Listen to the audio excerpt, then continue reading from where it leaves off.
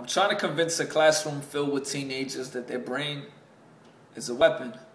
That their eyes are like cameras constantly recording uncut footage that are never aired publicly. I tell them, this is what a voice feels like when it's fully loaded with truth and aimed before firing, and yet we fear guns.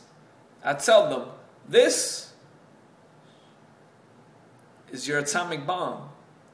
When you're fighting a world war and your voice box suddenly jams, be wise with your weapons. She loses her own searching for a poetry voice. She writes pieces about love because it is more acceptable at 15 than writing a piece about the pieces of love lost at an abortion clinic, choosing to mimic the gimmick of society's role forced onto her.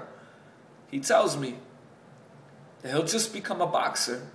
Because his words can never hit as hard as his punches. He trusts his knuckles far more than his own testimony. Suddenly, it becomes clear to me.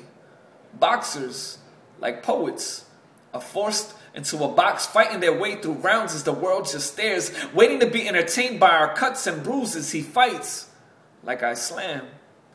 And I remind them as often as I can to avoid writing about cliche topics, because their poems, like fads, will fade fast. Perhaps writing a piece about their past will save someone's future. The bell rings.